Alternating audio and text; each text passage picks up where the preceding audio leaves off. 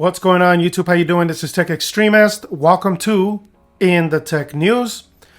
So it's really kind of rare for me to see both of the things I like to do cross paths. We've seen it before with T-Mobile making deals with the airline industries and the carriers making deals with the airlines, with aviation, in order to provide services and flight and stuff like that. So we have seen stuff like that. But it's kind of rare to see them cross paths in a way that's technical and that can be potentially an issue for one or the other. And in this particular case, we're talking about obviously the wireless industry and the aviation industry. So right now there's an issue, or at least the airline or the aviation industry is bringing up an issue that is a concern, and they're being sort of criticized for being very conservative, but you have to take into account what the airline industry, or not the airline industry, but the aviation industry does. They carry passengers, they carry a lot of people. There's pilots that fly. When it comes to even the cargo, airlines like FedEx, they carry cargo, but they also have a pilot and a co-pilot. So there's lives, real lives at stake. So it is no surprise that they would be concerned with this. So you might criticize them for being too conservative, but you have to understand what we do, right? We have lives that, we are accountable for. For example, I work on flight simulators. I can't make a software change that changes the performance of the simulator without meeting certain standards that can be measured, because the FAA can come back and say, your device is no longer eligible to train people because you're not meeting certain performance. That's not exactly the same thing, but it goes to show you how serious these types of things are taken within the industry. When you're involved in the industry, you do not want to be responsible for causing an incident, right? That is one of the things that is one of the most feared things when you work in that industry. You don't want to be the one, and by not wanting to be the one, you can affect, a positive contribution onto the industry. So with all that being said, let's go ahead and move on to our article. Just kind of wanted to give you guys a little bit of a background so you guys can get the understanding of why the airline industry might be this protective of their side of their side of the industry. So let's go ahead and just read a little bit here before we get started with the actual article. This is from Wikipedia, of course. A radar altimeter, radio altimeter, electronic altimeter, or reflection altimeter measures altitude above the terrain presently beneath an aircraft or spacecraft by timing how long it takes a beam of radio waves, that's the key part, a beam of radio waves, to travel to ground, reflect and return it to the aircraft, or return to aircraft. This type of altimeter provides the distance between the antenna and the ground directly below it, in contrast to a barometric altimeter, which provides the distance above a defined vertical datum, usually mean sea level. When used on aircraft, it may be known as low-range radar altimeter. All right, let's go ahead.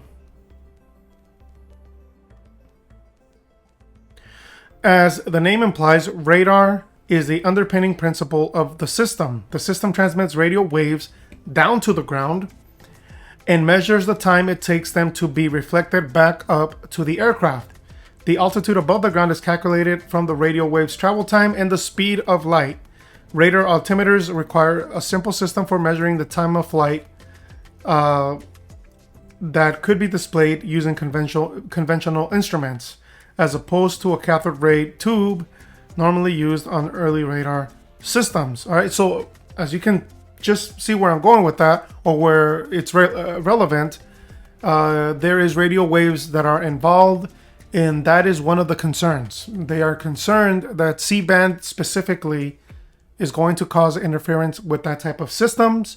It could be very dangerous for an auto land or a landing, low visibility landing situation. All right, so fiercewireless.com. Aviation wireless industries clash over C-band interference. All right, so let's go ahead and read a little bit here.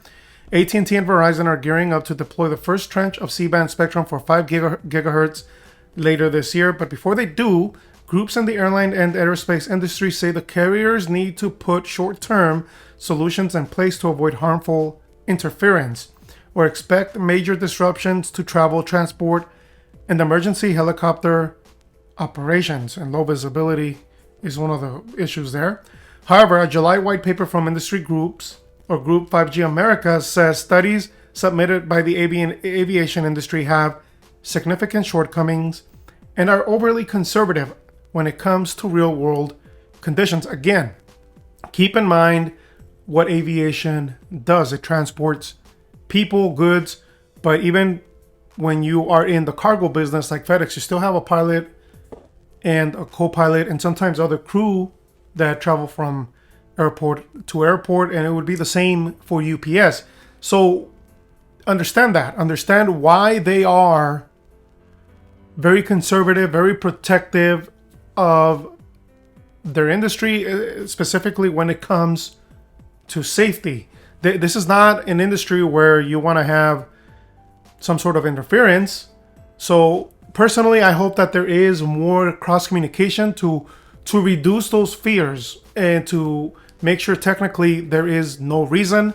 Now, looking at it from a purely technical perspective, the bands that are used in these particular cases are relatively close, but they don't overlap. All right, so that is the thing that is important to note. However, that doesn't mean excuse me. However, that doesn't mean interference cannot be a thing, and that's why the airline industry is concerned here. All right, so again, altimeters operating in the nearby 4.2, 4.4 gigahertz bands, right? That is the closeness, right? They're relatively close. Personally, I would hope that Verizon, AT&T, and then T-Mobile as well, because T-Mobile does have C-band in some areas, do help alleviate the concerns and that there's more cross communication. Seeing it from both sides here, because as much as an overreaction as it seems by the airline industries, you do have to, or the aviation industry, you do have to keep in mind what they do, like I said before. So this is a concern that the truth is somewhere in the middle, right? That's always the way it kind of works, where they're very concerned, but we're going to find out that they're going to come to some sort of agreement where, okay, this is safe for us, we're good with this. Now, what could that agreement be? Maybe just more data from the carriers, maybe in very specific areas close to airports or whatever, transmit on the frequencies farther away from where the radar altimeters operate. All right, so that is, I'm just throwing out random, as I think and as I speak, the video type of solutions. But again, they should, there is a guard band there, which should make it safe, but the airline industry is just or the aviation, I keep mixing it up, but the aviation industry is being this way for good reason.